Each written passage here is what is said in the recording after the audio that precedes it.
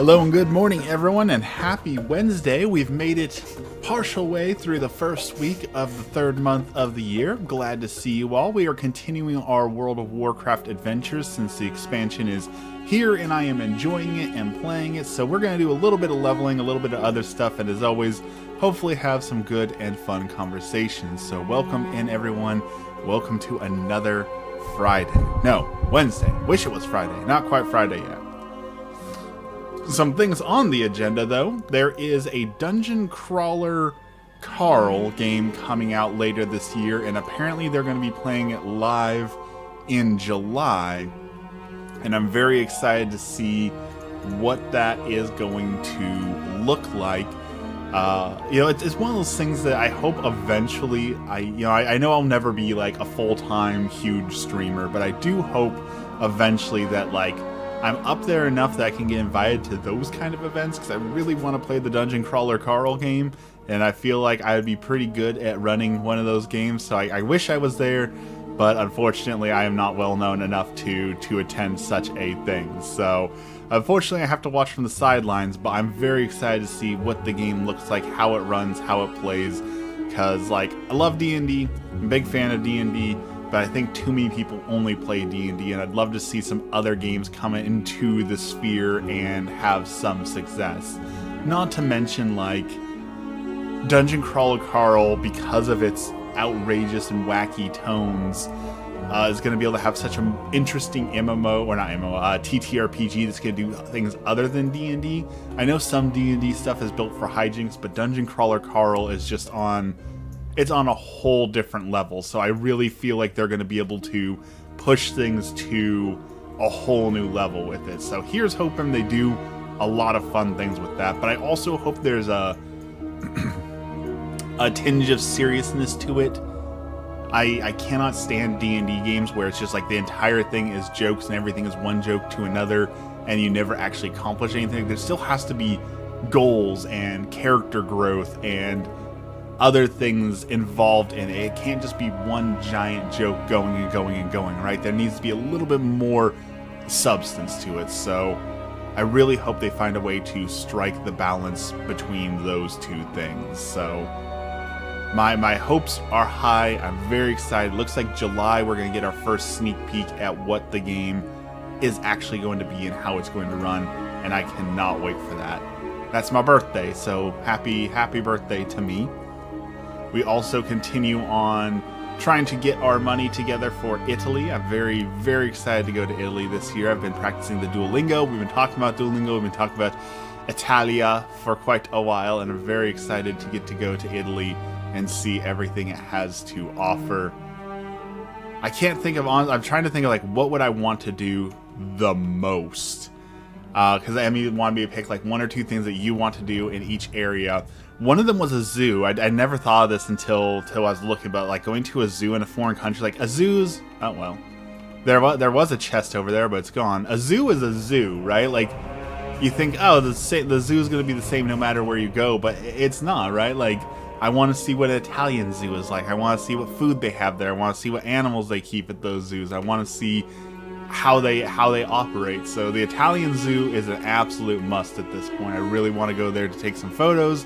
And I really just want to see like what do you possibly have at an Italian zoo that would be different than anywhere else. I'd like to see the ocean. This one's a little bit harder. I don't know. I don't have a scale in mind, right? I don't know how big Italy actually is. So when I'm just thinking of these things, like I'd like to see like the ocean. I'd like to see what a beach looks like in Italy. I think would be a lot of fun to see and experience. So that one's on the list. That one's a little bit tougher because I don't know what it'll be like to try and get like transportation to the edge of the country, but you know what, we might try that. I might also want to sign up for a train trip. I've been burned on train trips before that were sucky and boring, but Italian trains look like they're built different, literally. And I think it'd be interesting to do like a train ride through the countryside, you know, get lots of cool pictures, lots of sightseeing, see parts of the country that are all away from like the main downtown Rome, all that sort of thing. So I'm very excited to see how many of these things we can do, what pans out, what doesn't. But those are my picks. Oh, and the Venetian gondola ride, right? That I know that's very touristy, but the Venetian gondola ride is a must if we're in the area. Now, granted, we have already had that experience when we went to Vegas on our honeymoon. At the time, they had set up a Venetian gondola ride inside one of the hotels, and we had 3 feet of liquor to go with it, and that's the amazing part about Vegas, right? They measure their liquor in feet. So we had 3 feet of liquor and got to sit in the gondola, and it was very awesome. Facts don't care about your feelings, Waffles. Is that because I said it depends on what facts you believe are right last night? Is that a continuation of a conversation from 12 hours ago?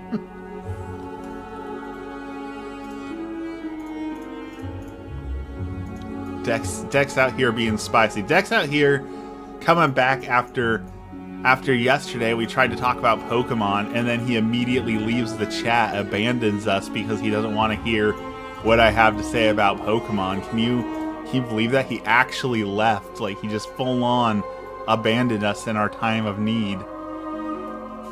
How's it going this morning?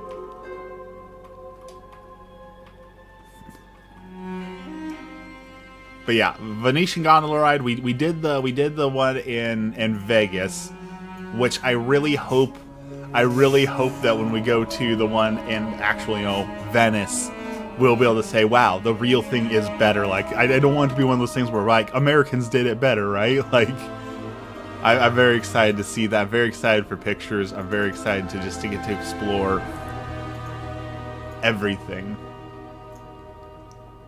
Let's pick up the pace. The new episode of Love is Blind is out today. I still have not seen an episode of Love is Blind. I know you're enjoying that very trash TV, but I still have not watched an episode of it. I'm trying to catch up on Fallout right now. We're still pretty behind on Fallout. However, also in TV, apparently we're getting the next season of Invincible is dropping in 2 weeks, and that I'm very excited. I'm very excited to see the next season of Invincible. That's such a good show. But what's going on with Love is Blind tonight? What is the objective of Love is Blind tonight, or what is the thing everyone's gonna? I don't know what the show's about. What's the new hype for the new episode?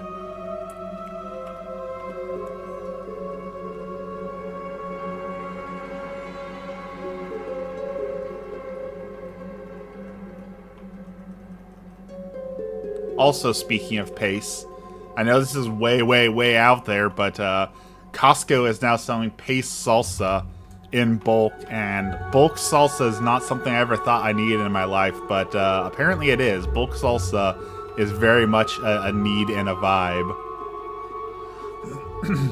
It's the wedding episode. I keep hearing people talking down on the God of War show. I think Opie looks fine.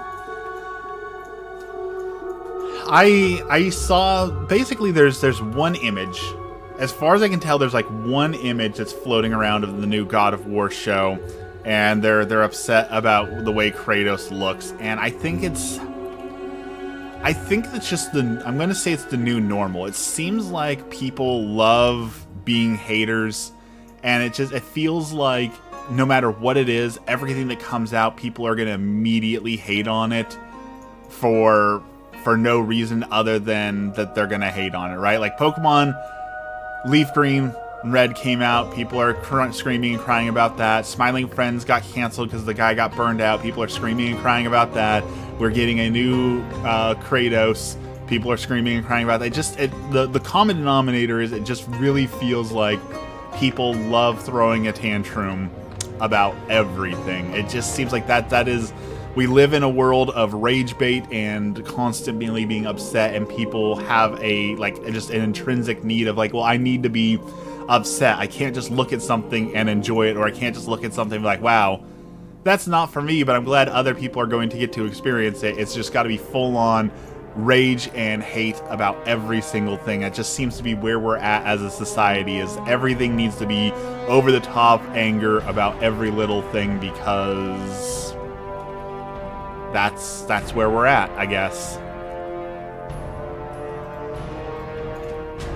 The go outside and touch grass has never been more applicable, I think, than in the here and now.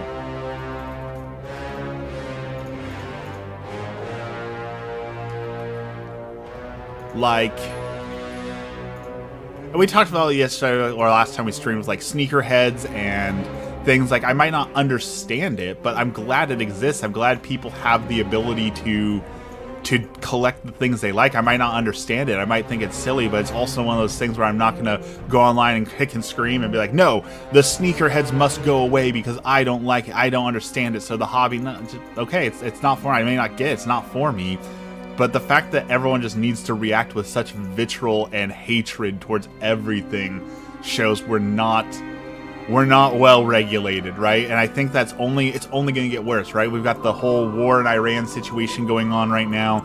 I think we're going to see a lot more doomsaying and a lot more people that are going to be just falling back on, no, it's the end of the world. Like, there was this lady, this was probably the most out of touch lady I've ever seen on the internet, and that's saying something, who was telling everyone, don't pay your bills, we're going to war with Iran, we're going to war with Iraq, and because there's going to be a war, you're not going to have to pay your bills anymore. As like, in what world does any American company say, oh, there's a war going on and times are tough out there, so we don't want our bill money, you're okay? Like, that does not happen. Like, you are living in an absolute fantasy world if you think that that just because there's a war going on that people are going to cancel bills. Like, that's just not going to happen. Like, to distract us from the fact that our president still hasn't released the files, been prosecuted, is starting another pointless, endless war. So here's the thing. I don't agree, or I don't disagree that people need distractions from that. That, you know, it is a terrible thing. But also, as many online people have tried to tell so many people, we weren't built to be bombarded with bad news. We weren't built to have to be empathetic towards the entire world constantly. The horrible nightmare engine that is our cell phones weren't meant to be a part of our daily life. So while those are bad things and they are ongoing, and if you have the ability to do something about them, you definitely should, there's also nothing wrong with just putting your phone down. Yes, the president comes out and says some dumb stuff every 5 minutes, but here's the thing. If you're not aware of those dumb things, does it change your day at all? Like, if I never pick up my cell phone today, if I don't look at a single thing that the president tweets, does, says, will that change my day at all? No, it won't. So, like, it's completely okay to just disconnect, to just say, I'm not going to be a part of this, I'm going to protect my peace, and I'm just not going to participate. That is completely fine. And I think a lot more people, especially young people, would benefit from putting down the phone and just not participating in all the anger, the outrage, and all those sort of things. Ignorance is bliss. Here's the thing I say, though. You can call it ignorance, and I guess that is a way you can quantify it, but at the end of the day, knowing something about it doesn't change anything. So, like, what good does it do you other than to harm yourself to go out and see all these things that are ongoing in the world and know that they're ongoing, but then also know there's nothing you can do about it? Like, at a certain point, you just have to say, there's nothing I can do about it, so I'm just not participating in this harmful thing for me, because I know all it does is harm me, right? Like, that is okay. And people come in and say, well, no, you got to be up to date on it all. And I know the liberal left is very bad about this. Like, no, you need to care about all the things. You need to be involved in all the things. Like, okay, but at a certain point, you're just destroying yourself. And at the end of the day, nothing changes. So there's nothing wrong with saying there's nothing I can do about that, so I'm not going to participate in that. And more people need to be willing to say that.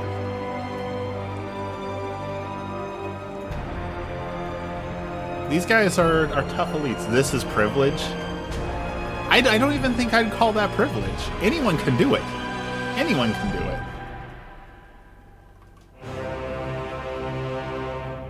Are there certain groups that are impacted by ICE more? Definitely. That is absolutely true. But if you're in an area where ICE is not, what difference does it make whether or not you know about their movement, right? I have people who live in places where ICE is not, who are like, oh, well, daily movements, now they're moving over here, now moving over there. Okay, but that's not impacting you. So why are you spending your energy, your time on that? If you can't do anything about it, if you can't change it, then why are you putting your time and effort into it? I don't think that's privilege. I think that's just managing your expectations in a world that is full of bad news. In the same way, like, think of all the horrible things that are going on in China right now, all the horrible genocide, all the people that are being rounded up that are happening there, all the bad things that are happening in other countries that we don't hear about because it's not on a global scale, right? America, Chaotically Fungi, welcome in. America's in this really unique position where we tend to think of ourselves as the center of the world, but there's so many countries where bad things are happening. Why aren't we investing time and effort into, okay, what about all those genocides? What about all those terrible things? Well, because there's nothing we can do about it. That doesn't put us in a position of privilege. That's simply a matter of fact. Say that to one of the 21 trying kids who can't play sports anymore, that they can't just tune out, their rights are being taken away. That's a whole topic I cannot touch with a 20-foot pole, unfortunately. Dex, that is one I cannot touch. Or the people in the detention center. Yeah, the detention centers are horrible. The basically concentration camps that are being built. But is there anything you or I can do about that right now? And the answer is no. There's literally nothing I have in my power to bring about an end to those camps that they're building. There's nothing I can do. So does me learning about it change anything? I don't think so. Soreko, hello, good morning, thank you. I think we shouldn't get involved in other countries' problems because they're problems and not ours. It's a tough position to be in. Like, America has a terrible habit of being the world police, right? They're going out there and making other people live our American life the way we want them to, and definitely we shouldn't be involved in that. But you look at things like World War II and all the atrocities were happening, how America was just letting terrible things happen and we weren't getting involved as a country. Like, there is a time for action, and that is definitely a hard line for us to find, because everyone's gonna have a different opinion when we should intervene and when we should not intervene, and that is a tough thing. But America definitely doesn't need to be the world police going and knocking down doors every time something happens in the world that we disagree with, and by we I usually mean the Republicans. America made them our problems. We do like making things our problem. That is the American way. That is definitely true. We do like making other people's problems our own problems. Other countries' dealings our problems.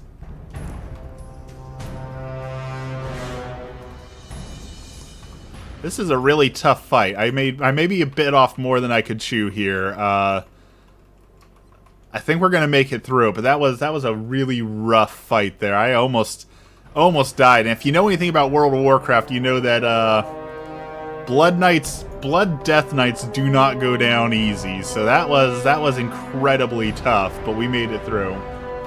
Last few years before World War II, we'd been in a state of near constant war. I mean, that's just America as a whole, right? If you look at the whole country of America, we have been at a constant state of war pretty much since our inception. Someone once did the math of wars, military campaigns, military actions, all those sort of things, any sort of aggression, and they basically said the longest America's ever gone without being involved in something was like 12 years, right? Since 1776 to now, we've been basically at war or involved in some sort of military action every few years. So that's just the American way. Unfortunately, Americans really like being at war. See, there's a crate falling somewhere. Is it this crate? Yeah, it's right here. Okay. I have family in the Middle East. My cousins had their exams canceled. Hopefully it all mellows down quickly. I don't think it's going to mellow down quickly. We definitely are praying for peace in the Middle East and for things to stop, but it seems from everyone's point of view, it seems like we got at least 4 more weeks of this. So I don't see an end anytime soon, unfortunately, but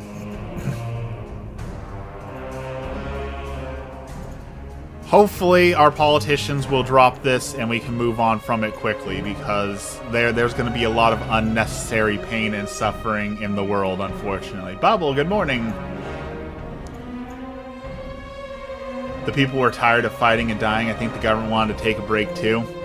Well, even if they did, the people that they, the horse in the race, the dog that they backed, did not want to back down. So 4 weeks is wishful thinking. I mean, that's definitely true. Anytime it comes to fighting in the Middle East, it tends to be a very long, drawn-out thing that doesn't end well for anyone. So yeah, the 4-week timeline, I'm pretty sure, is also going to be very, very wrong. It's gonna be a quagmire, as the correspondents, the people who know what they're talking about, say. Let's see, we need one more dude. We're looking for one dude. Oh, that guy right there. That's exactly what we're looking for. Someone already hurt. Someone that can come here and just bonk them for a few seconds. This will work. Very nice.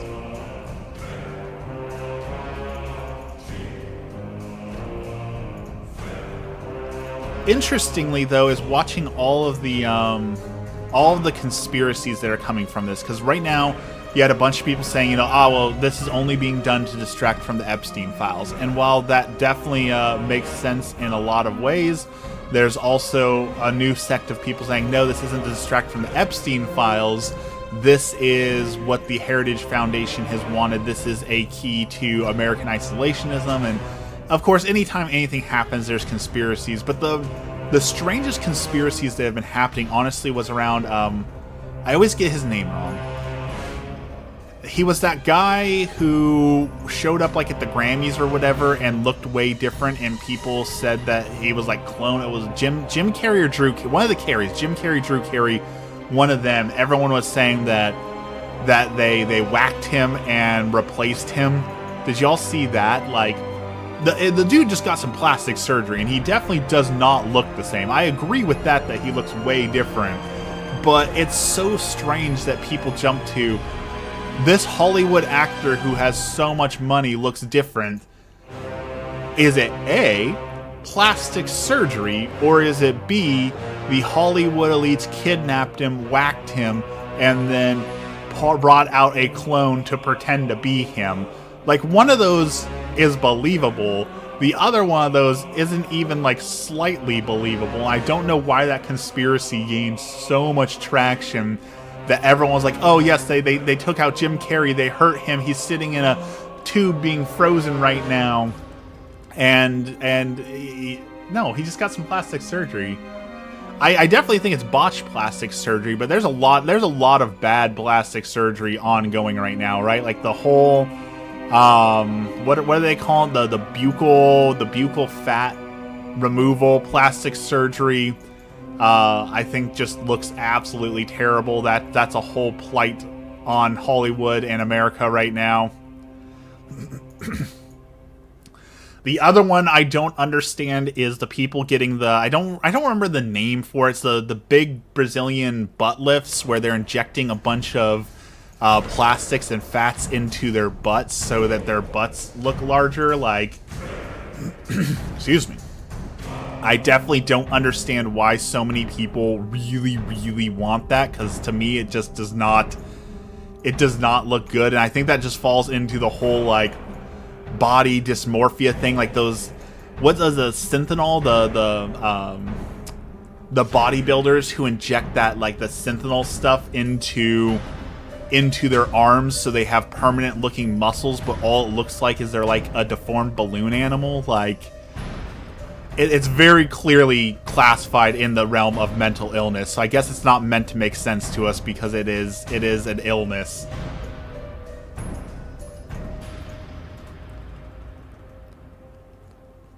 Like, I don't know how I got there, but there was a bunch of people coming across my feed that were ranking the Mr. Olympia bodybuilding competition, and they were showing off, like, how could this guy possibly have gotten 16th place? Look at him.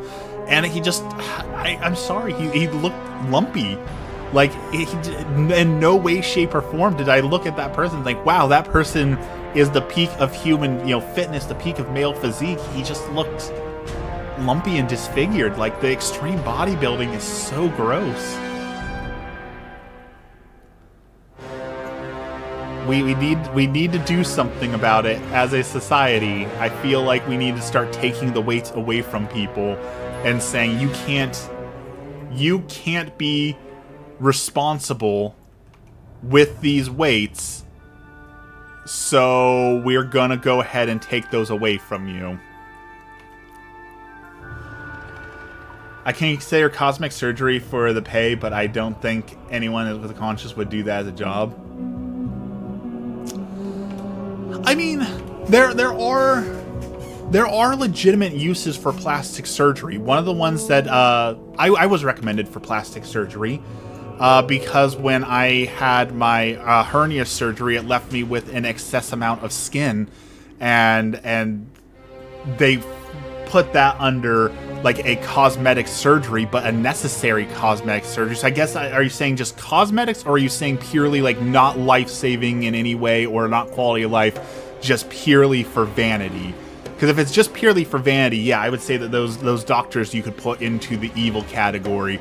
But plastic surgery as a whole by itself isn't instantly a bad thing, right? Like I said, I was a candidate for it. I turned it down because I didn't think it was necessary, but apparently also, like, people who lose a lot of weight, who have, like, the excess skin folds, like, oh, well, the excess skin doesn't look good. Well, it's more than just not looking good. Apparently, it can cause all sorts of nasty, like, rashes and bacteria infections and things like that. So while people may look at, like, oh, it's just pure vanity, but it's not. There's, like, an actual medical component to those things. So...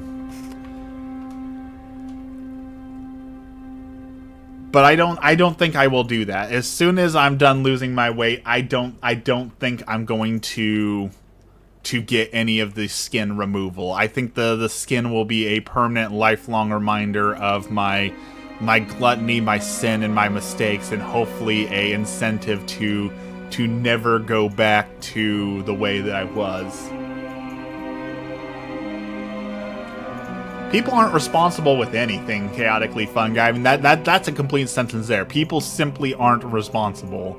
Like, it doesn't matter whether it's plastic surgery, it doesn't matter if it's food, it doesn't matter whether it's ethics, it doesn't matter whether it's science, whatever it is, it will always, always, always be abused by someone.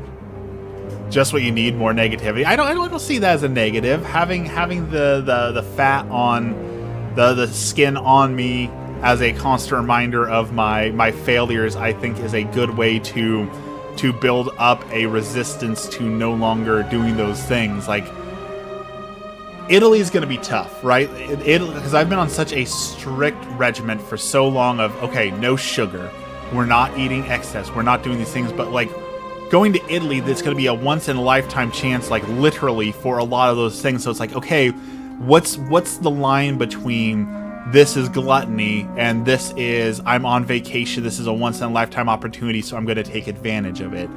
That's going to be a very tough line for me to make sure that I'm not crossing into, because like I want to make sure while I'm out I'm having fun, I'm enjoying the things, I'm having those experiences, but I also don't want to just stuff my face with food all the time, you know, right? There's still got to be a balance. I don't know how I'm going to find that balance. I'm really, really worried about finding that balance. Better cross off France than, you know, I'm gonna say the brave thing that I don't think anyone is ready to hear. I think French cooking is overrated. Yes, They contributed to a lot of cuisine. Yes, French cooking deserves some place of honor, but the pedestal that people put French cooking up on nowadays, I think is way overblown. I think that French cooking is not this absolute high tier, must have, absolute definitive best cuisine in the world. I think that it is way overrated. You'll be doing lots of walking too. Before we go to Italy, I do want to make sure that I find like a treadmill or something. I want to try walk. I want to walk 10 miles. I want to walk 10 miles to make sure that even if I walk absolutely everywhere in Italy, the next day when I wake up, I'll be able to walk. So, you know, when I was really fat and I went to Disneyland and walked a lot, you know, the next day everything hurt because I wasn't used to walking that much. So I want to make sure I can walk quite a few miles just to ensure that there's no like, oh, I go there and I walk too much and now I can't walk the next day and the trip is ruined. So I want to make sure I can walk a whole bunch before we go.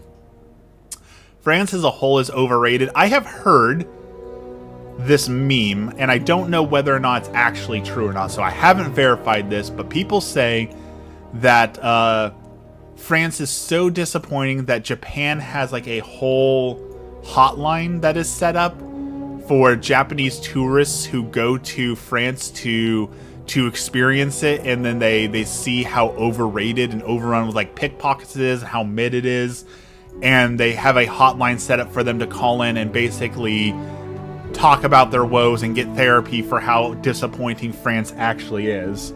I don't know if that's actually true, but I want to believe that it's true. Their baking is elite. Look, I won't lie, a croissant is good.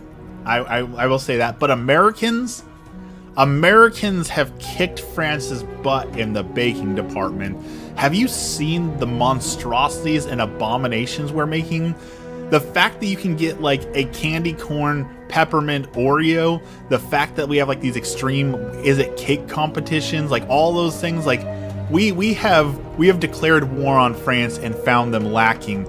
Our bakers put them to shame all day, every day.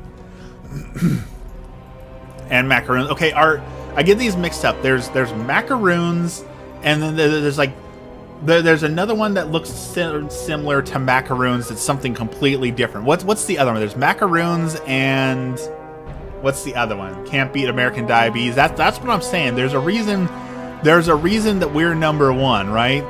The French couldn't possibly hope to create any of the, like a Little Debbie oatmeal cream pie is just like, it's 10,000 calories shoved into a cookie the size of your finger. Like that is some next level American ingenuity. Is it good? No. Should we have it? No. But we did it.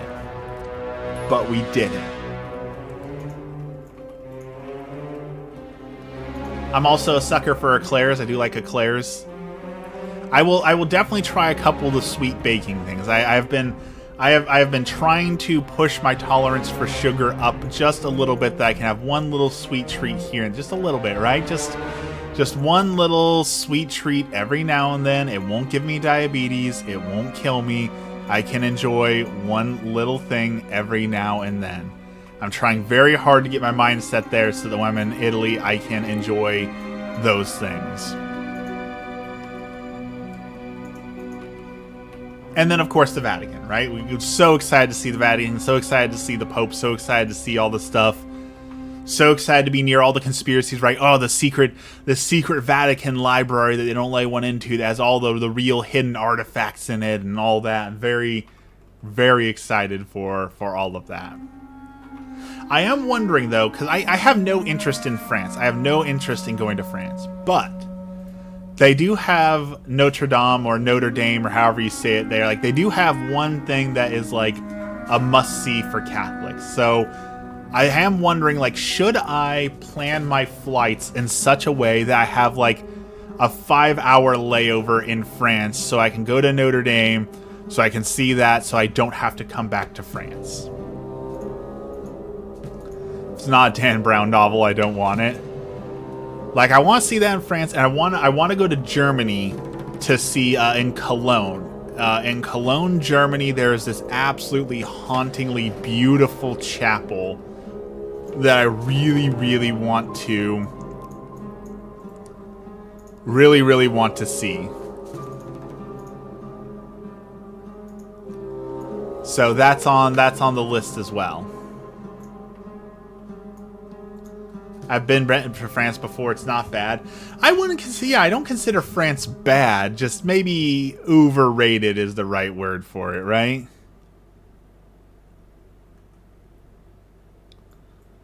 Hopefully I'm going the right way.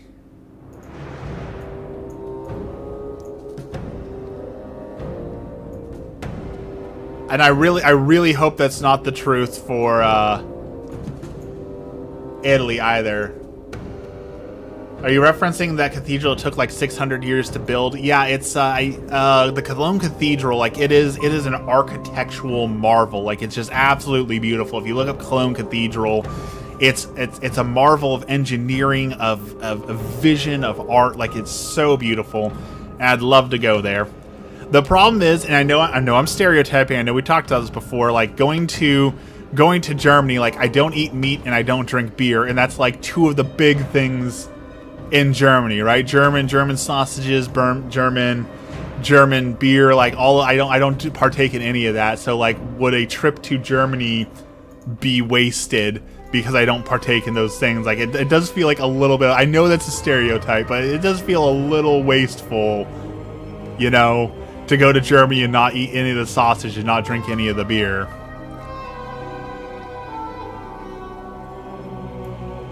But I want to see the cathedral, so someday I will go there. Someday I'd like to go on one of those Jesus tours in the Middle East, you know, where you go, you walk through, you see all the places where Jesus walked and talked and all those sort of things, but you know, instability in the Middle East means I don't think I'm ever going to get to go there. Same thing like Egypt. I've heard nothing but horrible things about visiting Egypt. I would love to see Egypt. I would love to experience Egypt. I'd love to see the culture, the history, the pyramids.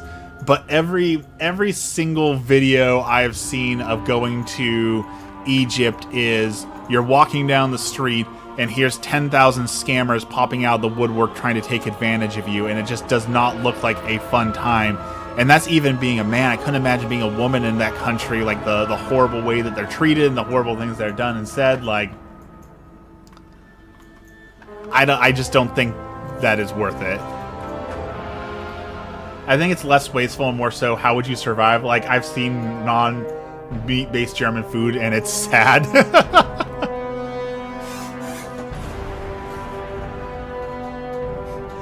Anthony Toddcat, welcome. Good morning. Yeah, I would say I don't think Germans are known for their vegetarian cuisine. I'm sure it exists, but I wouldn't say it's anything that they're known for.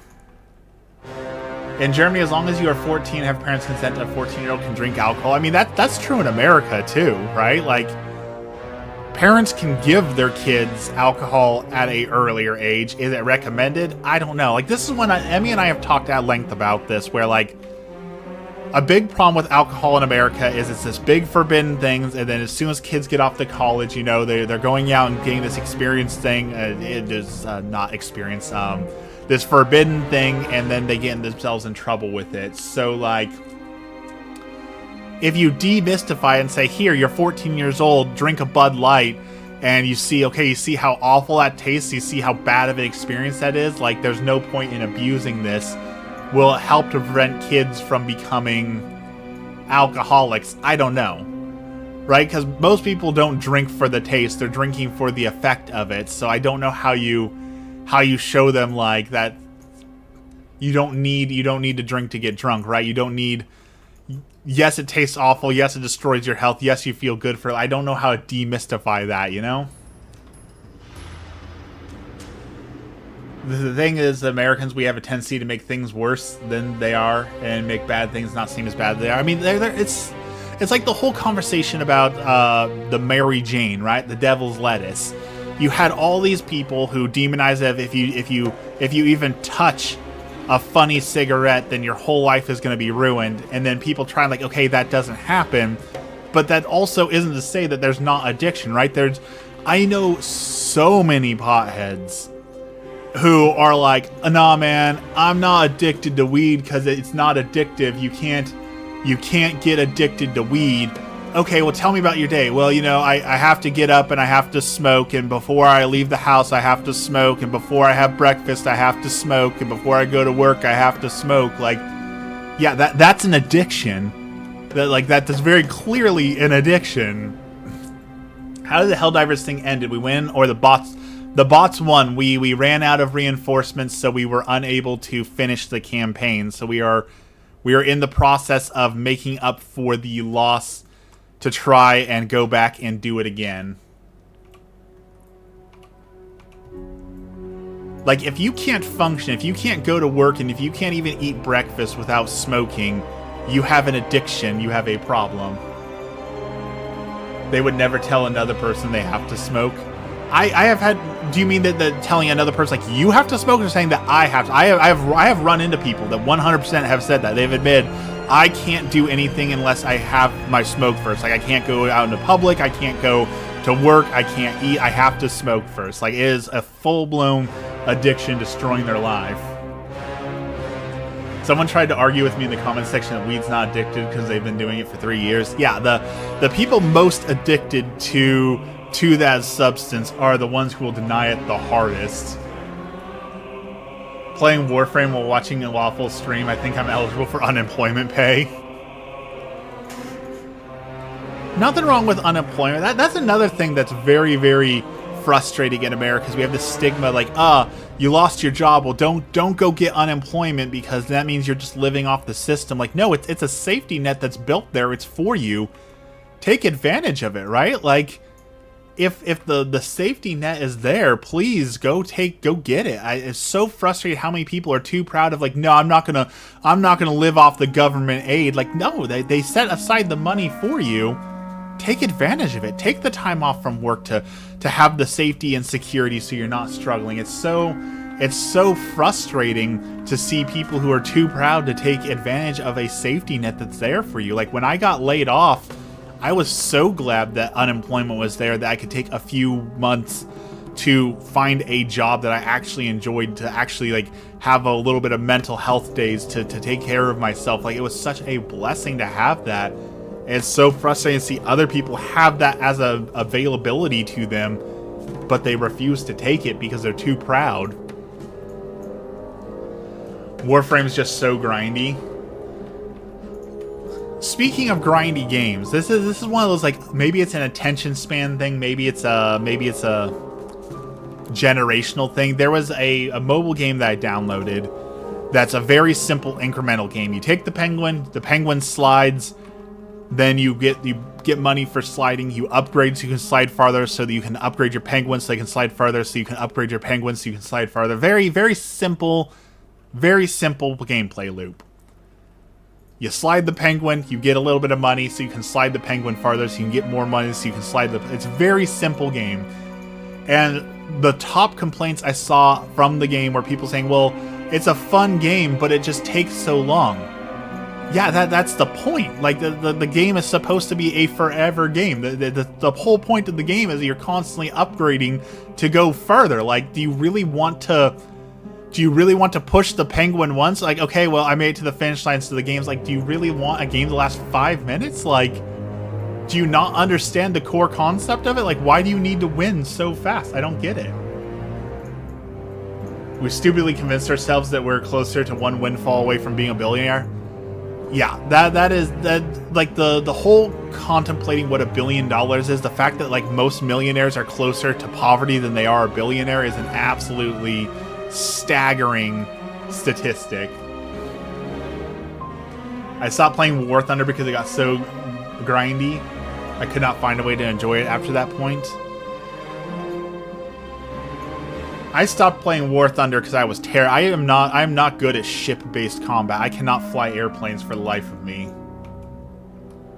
I have to acknowledge that shortcoming of myself. I cannot dogfight. I am not capable of dogfighting.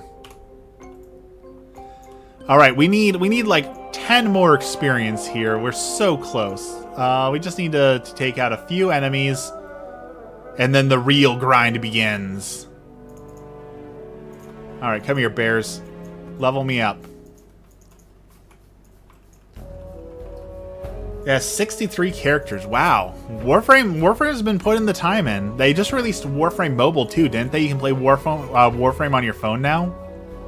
I'm pretty sure they just released a mobile version. Not quite grindy, but I did Baldur's Gate 3 finally went on sale, and I said if it went on sale, I would get it so we could play it. I had it on my PlayStation, but for some reason it was making a horrible noise every time we were trying to play, so I now have it on my computer, so we will be playing Baldur's Gate 3 here soon, and we'll finally make it all the way through it now that it won't have that horrible noise that was happening randomly. Whenever I play Helldivers, I always end up with the worst teammates that purposely kill me. I made a video just the other day talking about how we should have some more control over our SOS flares to prevent people from joining, and the community lost their mind. They hated that idea, but I would love to be able to say, you know what? If you've got 3 times the average amount of team kills, then I don't want you on my team. I think that's a fair thing to say. If you die 4 times more than the average player, I don't want you on my team. I don't see why people were so upset by that, other than... I've had this conversation before, and I know this conversation is very hard to have, but I'm going to say it. Video game accomplishments are not accomplishments. The fact that we have people who are so invested in video games that they feel pride and joy about their things, and they tie their own personal self-worth into video games is a detriment to society. Beating Elden Ring is not something that should be bragged about. You shouldn't feel a sense of accomplishment from video games. Video games purely exist for our leisure, and part of what we have going wrong in society is people who tie their self-worth and into video games, saying, well, I accomplished something in a video game, so I have an accomplishment. No. It's a hobby. You cannot accomplish things in a video game. I literally hold a world record in World of Warcraft. I am a world record holder in World of Warcraft for certain things. That is a world record accomplishment. Do I feel proud of that? No. Because it's a hobby. It's not meant to give me a sense of accomplishment. You're doing it wrong.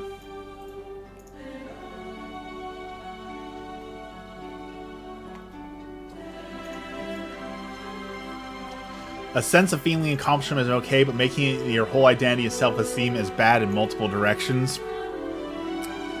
It just, as with humans, it never ends well, right? It never ends well. It always ends with people taking it too far to an extreme and destroying their life. Like the streamer who spent $750,000 to be the best player of Diablo Immortal. Like, how is that anything but sad?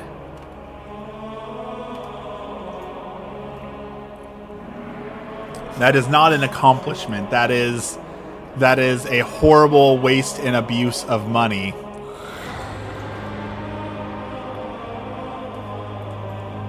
Alright, we hit max level. Let's gear up.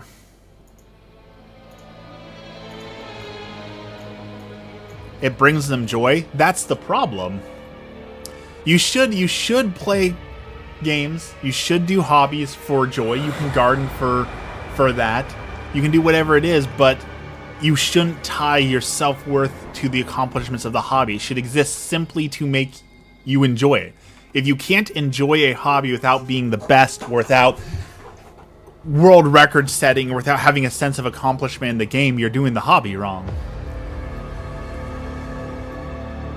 I garden, I feel accomplished for it. Every time I feel flowers bloom or get a good harvest.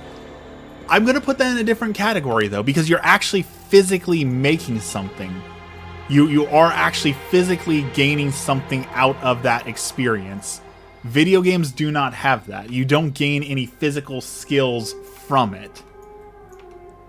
And again, I'm not saying gaming's bad. I love gaming. I sit here and game all the time, right? But one, gaming can't be your only hobby. And I will stand behind that. I know it's a super unpopular opinion, but I will 100% stand behind it all day, every day. Gaming cannot be your only hobby. You need other hobbies in your life other than video games. You cannot have just video gaming as a hobby. It is unhealthy. All right, Anthony, we'll see you next time. Thanks for hanging out. Have a good day. There is a crate dropping somewhere, but I don't see the dude dropping the crate. Where is the dude? In the same way, I would say basically true of every hobby, right? Like, if your hobby's reading, great. We love readers. We love strong readers. We love reading. I don't think your only hobby can be reading, right? You got to have some other hobby other than reading also, right? I think you need a hobby that's outdoors, a hobby that's exercise, a hobby that stimulates your brain. It goes back to that thing I tell people all the time, right? You gotta work out your mind, you gotta work out your body, you gotta work out your spirit. You need a hobby that encompasses all of those things. You can't just have one. You gotta work all three of those out, or you're not gonna be a healthy, balanced person.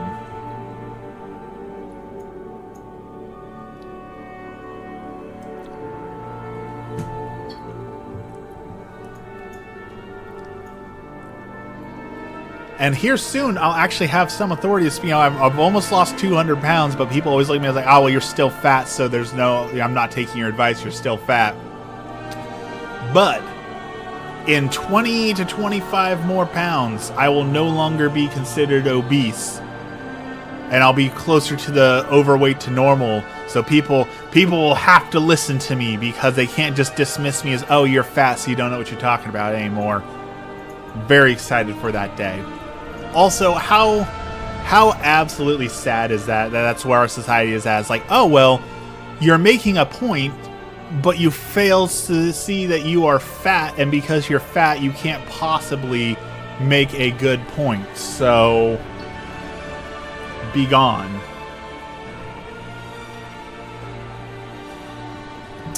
I absolutely hate that.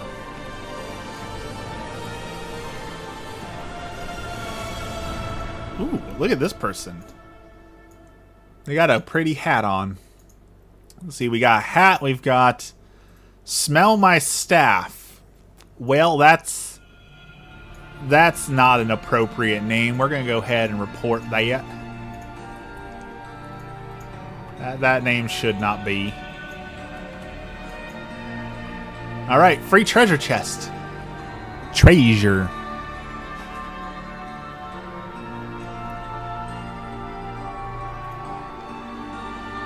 Excellent. All right, now let's go unlock this sword over here.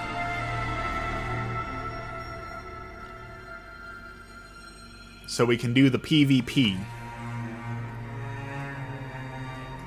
So we can be the very best like no one ever was. We need to kill the rage-riddled drifter, okay?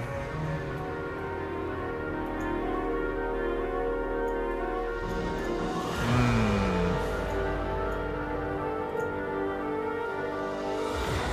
1 million HP.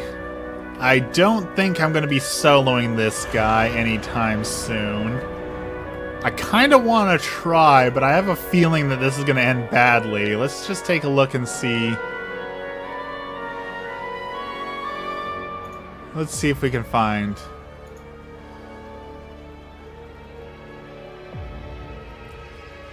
I think I've seen much worse names. The other day on Warframe, I saw an Edward Elric playing the Alchemist character that made me laugh a bit.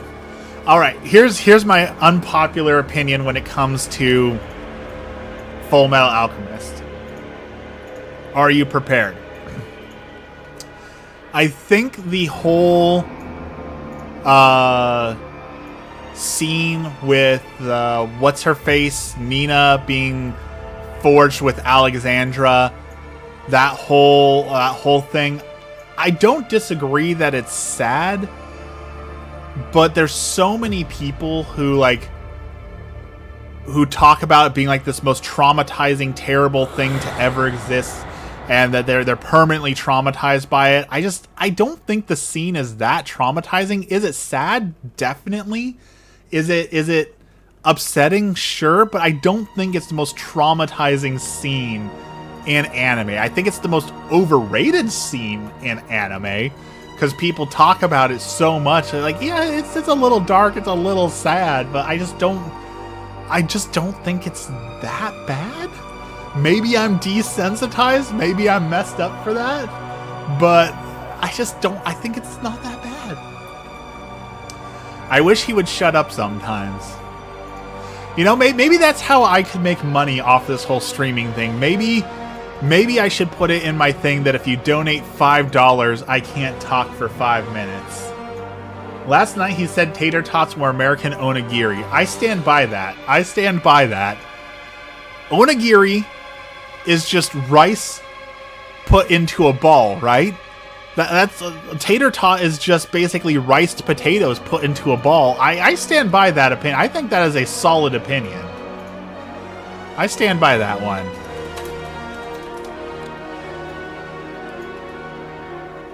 I would totally mess up a potato-based onigiri too, like 100%. You give me a potato-based onigiri and I'm eating it left and right.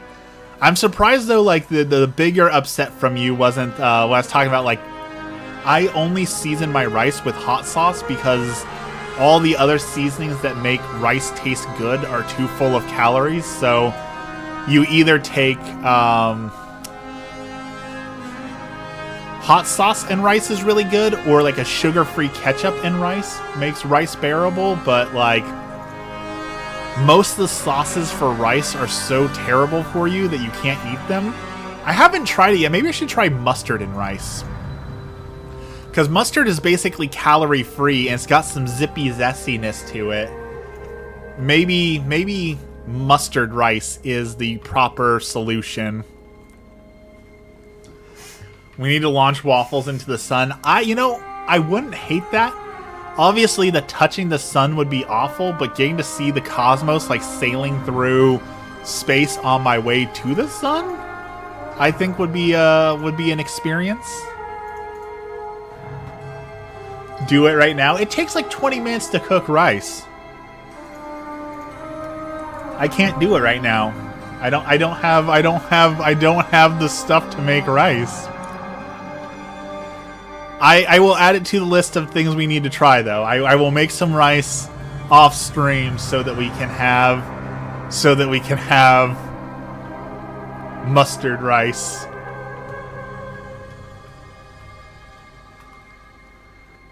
You are not prepared for this to be as good as it's gonna be, Dex.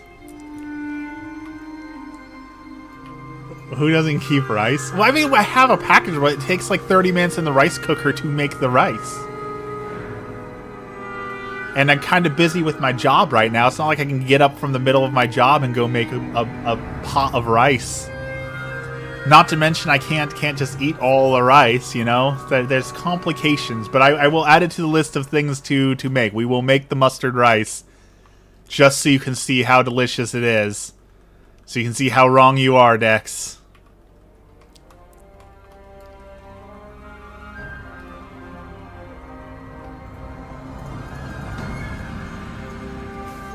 Rice cookers take 15 minutes max. Rice cookers takes like 30 minutes. It takes forever. Ooh. A rare.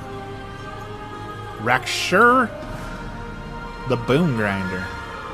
We will make it. We'll make it, X. Don't worry. I will make a post about it so you can see the wonders of mustard rice. Because rice basically doesn't have flavor, right? Rice just takes on whatever you put in it. So mustard tastes good. Like, I can drink mustard raw. Like, I could just take a bottle of mustard and enjoy it. Like, I love the taste of mustard. So, like, I just don't see how mustard rice wouldn't be good.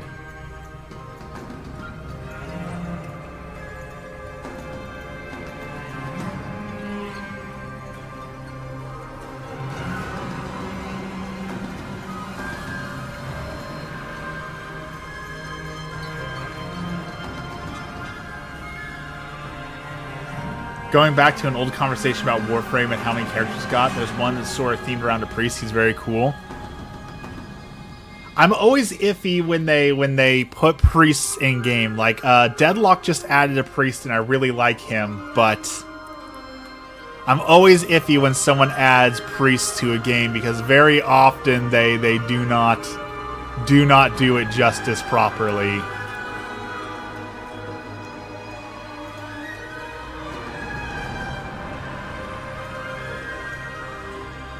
Get some Chinese mustard. I do like Chinese spicy mustard. I do like Chinese spicy mustard. That is a fave.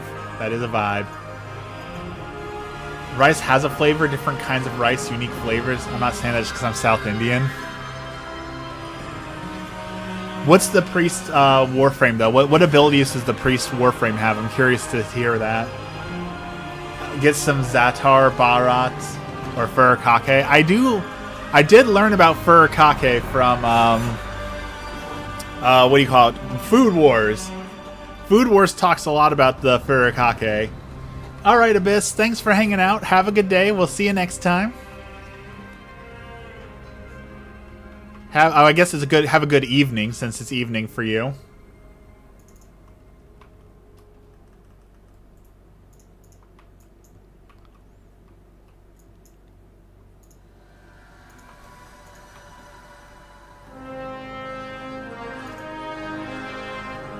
Did anyone stay up late enough to see the blood moon eclipse? Did anyone see that, by the way? I missed out on that one.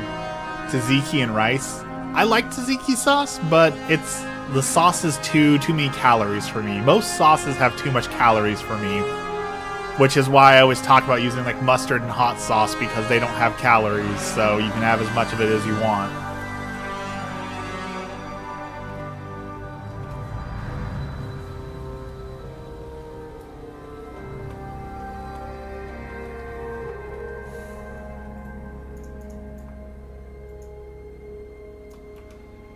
All right, we need two more dudes.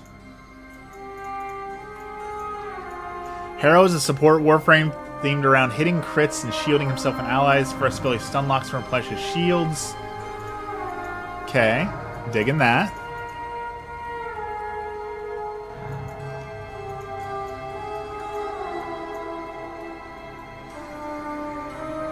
If made with yogurt, the protein outweighs the calories. I think the next big health crisis we're gonna see in America is going to be protein overdose. I don't know if it's possible to overdose on protein, but I feel like so many Americans are getting way too much protein and not enough fiber and other things. I'm pretty sure we're gonna see some health complications come about because too many people are spending too much time eating fiber and not enough other things. His second ability is Sacrifice No Shields to increase fire rate, reload speed for enemies. There is replenishing energy and on headshots. Interesting. I'll have to check him out. His name is Haro. I will have to check him out.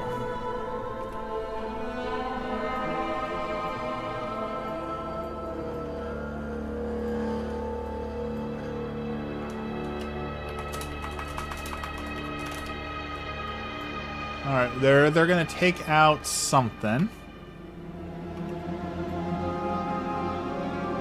His fourth is as coolest as his ult named Covenant, but he turns invulnerable for a few seconds, and based on the damages blocks, they get a plus 50% crit rate. That is awesome. That is excellent.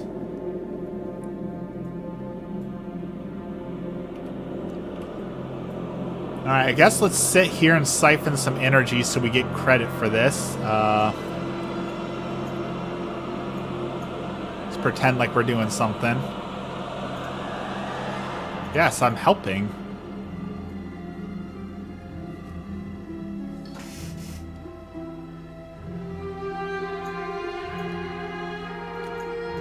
Yeah, Super Corolar. Oh yeah. Alright, take it easy. We'll see you next time. I have a cold and it sucks. There is a new sickness going around. People have been talking about that a lot. That there's like a new super cold that is happening. You are not alone in that bubble. People are getting sick a lot with something.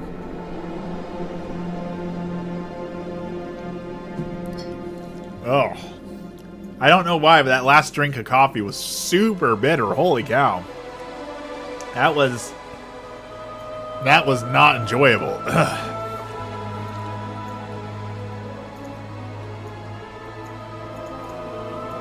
Hey, look, it smelt my staff again. 6, 5, 4, 3, 2, 1. All right, we won the rise. We got an achievement for that, but I don't think we actually got anything. I'm pretty sure we just got...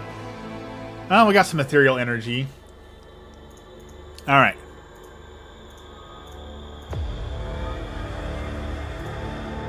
Okay. Let us go to town. We have a couple things we need to accomplish now. Now that we are max level, we need some PvP gear, and we need to adjust our weapon. So let's go do that.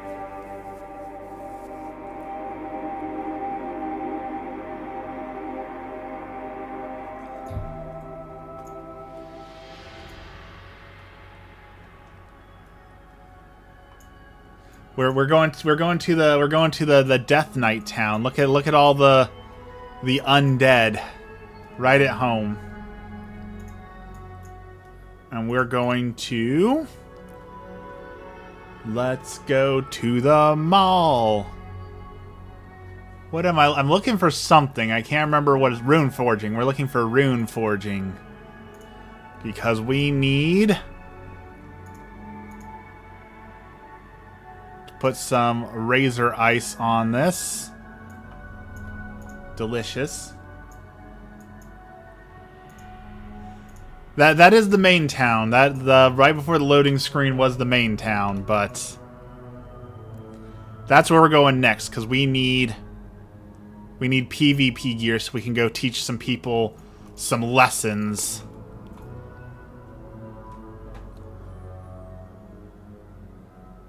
And that lesson is they should not have signed up for PvP at 6 a.m. because I am here.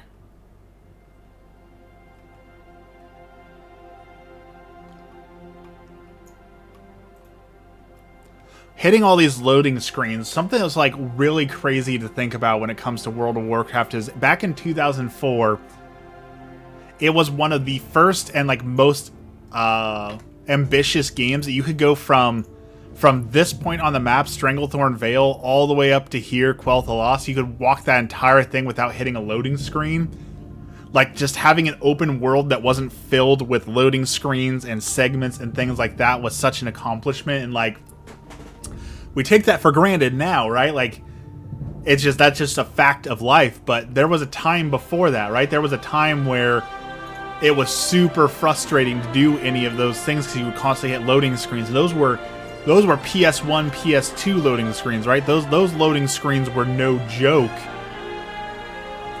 Like, if you ever played Morrowind on Xbox, you'll know exactly what I'm talking about. Do y'all remember playing Morrowind on Xbox and hitting those loading screens where your Xbox was literally restarting, so it would be a 5 to 10 minute loading screen? And now it's just, if there ever is a loading screen, it takes like 5 seconds or it's hidden behind a small cutscene. Like, the advancements we have made in technology are so good.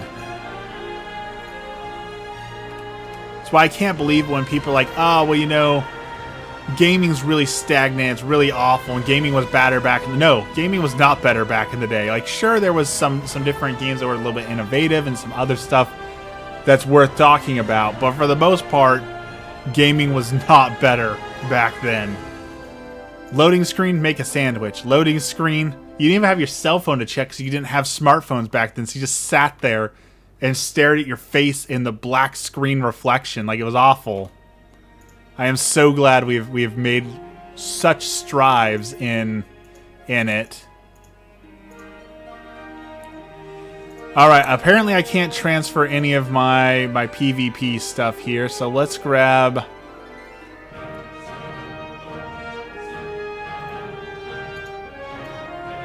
grab a piece of PvP gear. Delicious.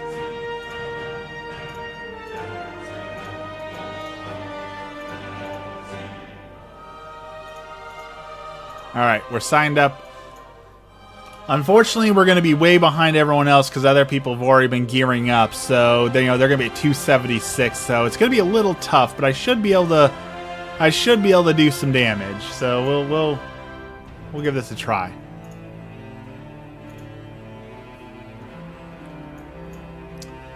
And I guess while we're waiting 8 minutes for a match, that's too much. How dare no one be playing at 8 a.m. or 6 a.m. in the morning? Let's see. Let's choose to do some delves. Yep, we're going to do some delves for some gear. Complete Magister's Terrace. Sure, sure. And let's go look at the prey table.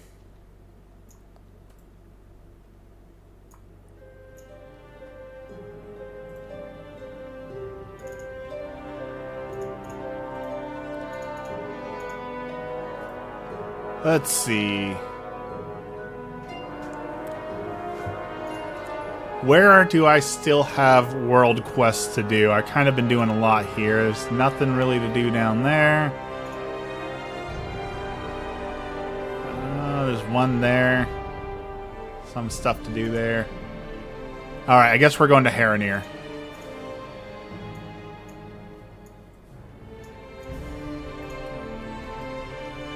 While we wait. Up we go.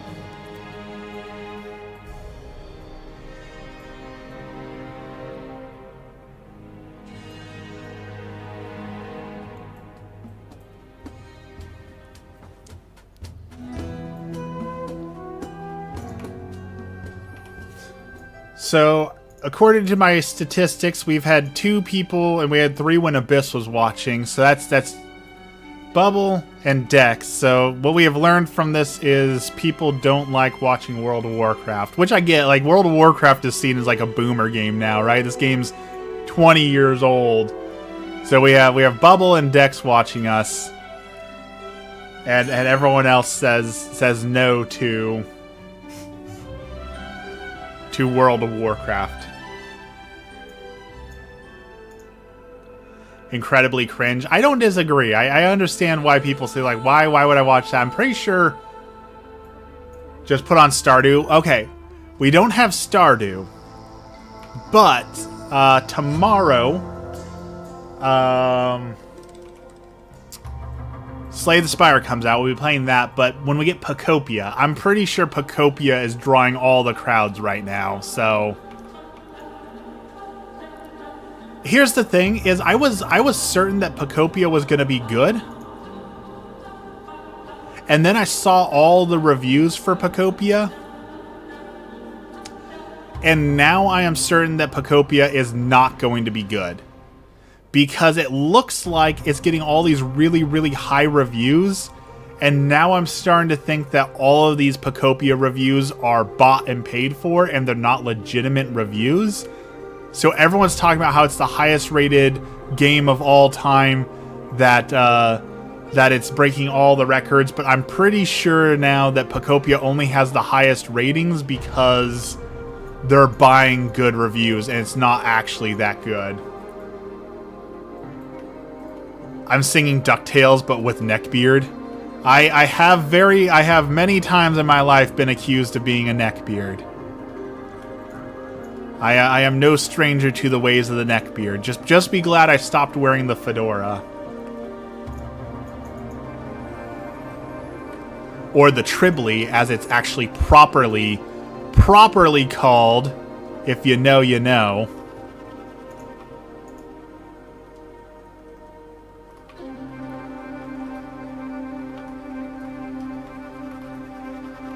I think Pacopia comes out tomorrow. Isn't Pacopia technically coming out tomorrow?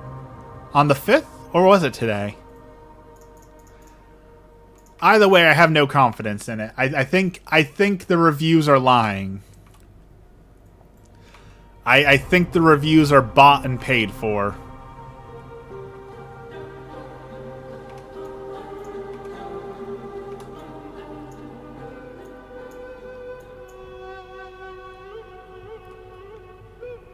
Also interesting, all the content that's being made, and maybe I'm in a bubble here. Maybe this is my own fault. You know, maybe I'm wrong on this. So tell me if I'm just being an old man boomer.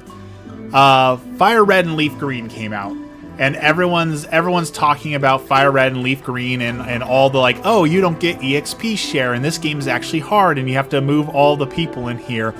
And people are making all this content pretending like people don't know that about Pokemon. And while I know that there are plenty of kids who play Pokemon who maybe haven't played Fire Red, Leaf Green because it is old, I kind of feel like there's a lot of boomer energy in those videos where it's like, oh, kids these days don't know. The kids these days do know. Like, I think anyone who is a Pokemon fan has at some point experienced original Pokemon and knows that it doesn't have all those quality of life things, right? To me, all the videos where people are like, this is Pokemon Fire Red and Leaf Green, there's no EXP share, there's all these things, is the same thing as like those comics that people draw. They're like, Father, my book won't scroll. Like, it's that level of boomer energy to me. Maybe I'm wrong. Maybe there are kids who are playing Fire Red and Leaf Green and experiencing the awful quality of life in the game, but it definitely gives the book won't scroll, how do I turn the page on this book energy of all those boomer comics. God forbid people like a Pokemon Minecraft hybrid. Here's the thing, I'm not trying to be a hater on it. It's just the cozy genre as a whole, not just Pokopia, the cozy genre as a whole has a real problem with lazy game developers coming in and being like, look, it's a farming game, it's cozy, and all it is press A to farm. Wow, you farmed. Press A to pull the crop. Wow, you pulled the crop. Press A to water. Wow, like it's bare bones, lazy, and terrible. And that's what I feel like Pokopia is gonna be like. And I'm wholly ready to be wrong, but I don't trust professional game reviews to be honest, open, or accurate. So I will buy it eventually, but I spent too much money. Through my fault. I spent too much money this paycheck because I had to buy the thing that Dex told me not to buy, and I got my Furby mask. So some streams I will now be in full Furb garb. I will be wearing my full Furby mask for you all to experience Charlie St. Furby. I'm so excited for it to come in the mail, but I spent too much money, so... Yeah, yes, Dex. I got it.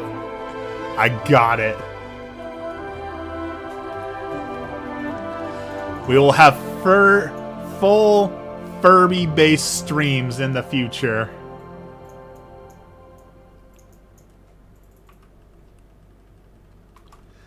I'm getting Fire Red, just haven't gotten it yet.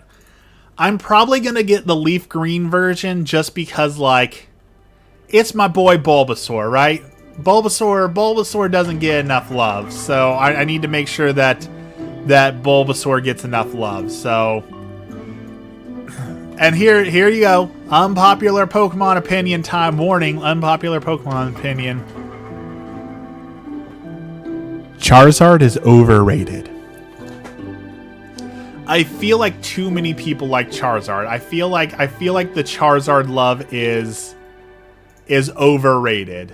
I feel, can we admit that? Can we admit that as Pokemon fans, as Pokemon people, as lovers of the Pokemon franchise, can we all agree Charizard is just a little overrated?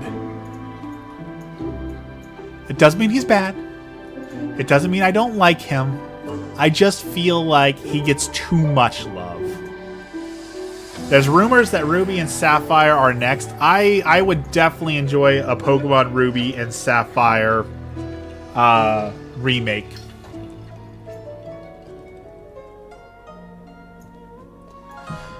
Alright, while we wait 2 minutes for this match to start, rate my drip. Do you prefer this outfit? Very nice. This outfit? Very cute, very red. Apparently I only have those two. So those two outfits, or we've got a blue outfit. Basically, red, blue, or green. Which outfit is the best?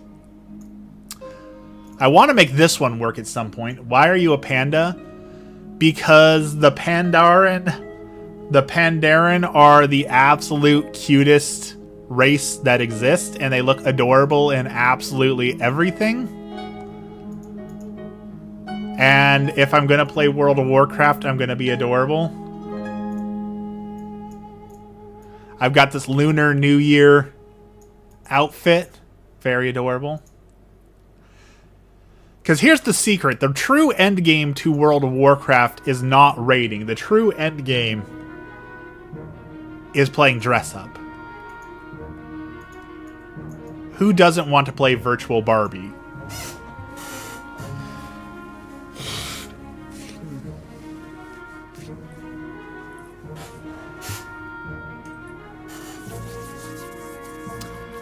The true essence of every MMO is playing dress up. And that is why I play female characters in MMOs, is not because of some deep hidden fetish, not because I have something wrong with me, but because the female models have way more clothing options available to them.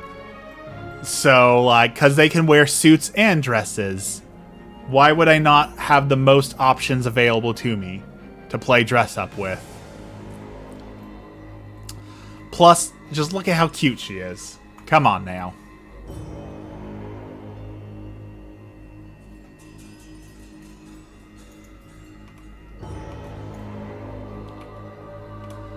Alright, what do we got? We got a fight breaking out on the road up here. Oh, that guy's coming. That guy's got too much HP. He's way better geared than me. We're running. We're running.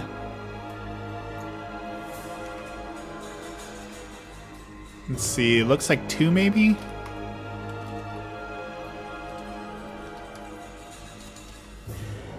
Okay, they can go out there. Trying to convince you I'm not a Warcraft perv. I'm jealous of girls' clothing. You know how boss would be demand spread in a dress. That is the great unfairness of life. We're fully ready to admit it, right? That the women get better clothing options, but Pero, men get pockets. So we win, right? Speaking of style, wait.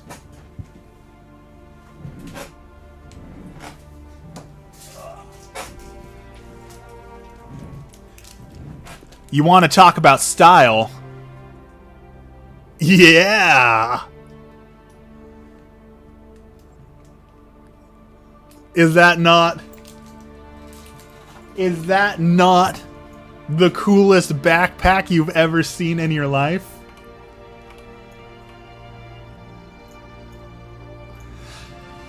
But as a trade-off, yes, we get pockets, and pockets are awesome. Women get to carry a purse. And honestly, a purse is way more convenient, right? You put your wallet in there, you put your gun in there, you put your gum in there, you put your snacks, you put your cell phone, you put everything. You just get purses are way more convenient. Dex being a hater, sipping on that haterade. I just audibly gasped, I carry a purse. I wish it was acceptable for men to either carry a purse or the fanny pack. I know the fanny pack gets a lot of hate, but it's convenient. It's nice. And this right here is why people hate PvP in World of Warcraft. This is literally my job right now. My job is to stand at this flag and make sure nobody takes it. But nobody's coming here, so I'm just going to spend the next 10 minutes sitting here uselessly.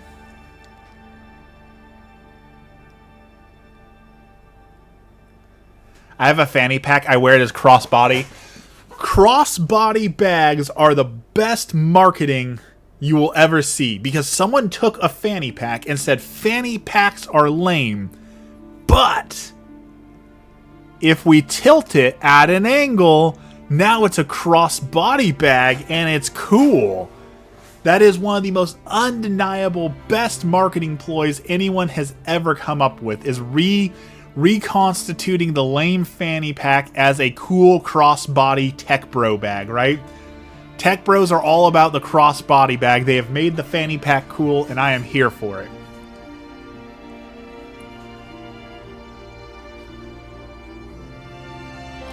You're so unfashionable, Waffles. That is true. That is absolutely true. I have no fashion sense, and Emmy constantly tells me how bad my transmogs are for my character because I can't make good fits. So you are absolutely right about me being unfashionable.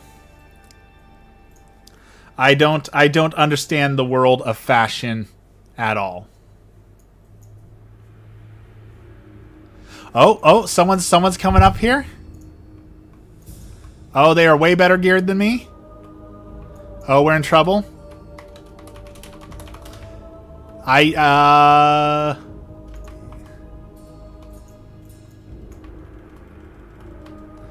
Yeah, we're in trouble. Their gear is way better than mine. The one downside to this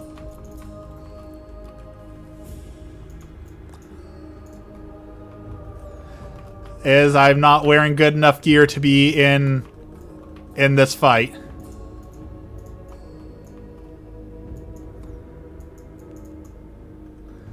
But reinforcements have come just in time.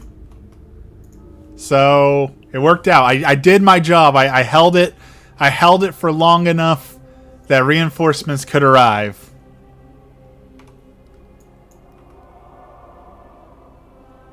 Once I'm geared up, this will be better. But it's also the worst part about World of Warcraft PvP is how much of it is literally, okay, you have to take your lumps and get beaten up for a while, and then eventually you'll have enough gear that you can compete. And then once you have enough gear that you can compete, it becomes fun. But the first couple hours, you're literally just sitting there being meat for the grinder, and that sucks.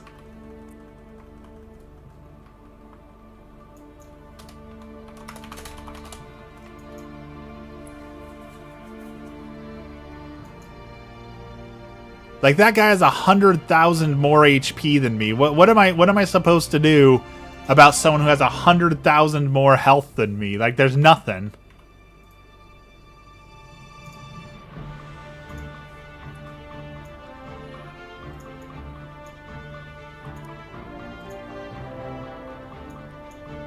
I will get good when I get enough gear. Like, why can't it just make it so you go into the battleground and everyone has equal gear? Like, why can't everyone just have equal gear? That would make way more sense to me if everyone was on the same footing. Don't you want a fair fight? And that's the thing, is they did do that. They did create battlegrounds where everyone had the same gear and the same stats, and people hated it because, well, how am I supposed to beat these people if we're all on equal footing? The only way I can win is if I have an advantage of gear over there, because these people, these no-lifers, some people have been playing World of Warcraft since Thursday, 20 hours a day. Like, how am I supposed to compete with someone who literally has no life? It's just not possible. And it's so frustrating that there's no competing with them.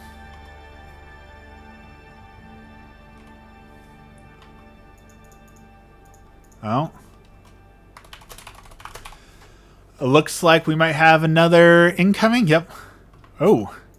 See, like that guy's so much more powerful than me that he comes through here and he basically just one-shot me, and there's nothing I can do about it. Like, what am I supposed to do about that? He has so much stronger gear than me that he literally just blew me up before I could react. Absolutely terrible game design.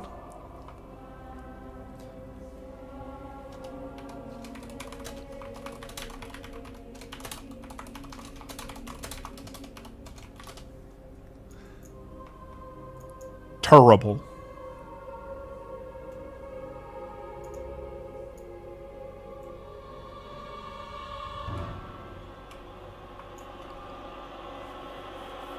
And I get that's an MMO that you're supposed to you're supposed to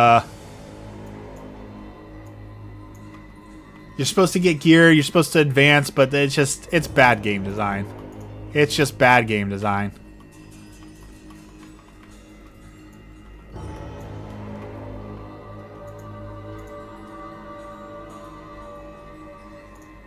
All right, we did it.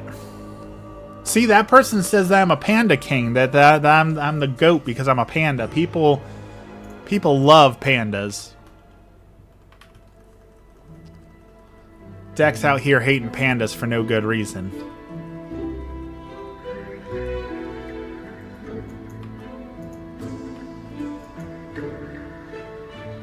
Alright, this is not good. I got ambushed right out of that thing. I'm a little weak. It's okay. We're going to make this work.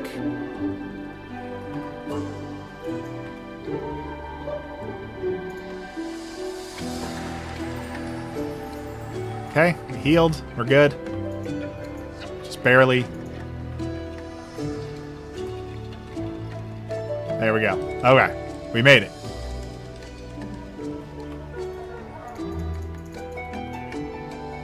Okay.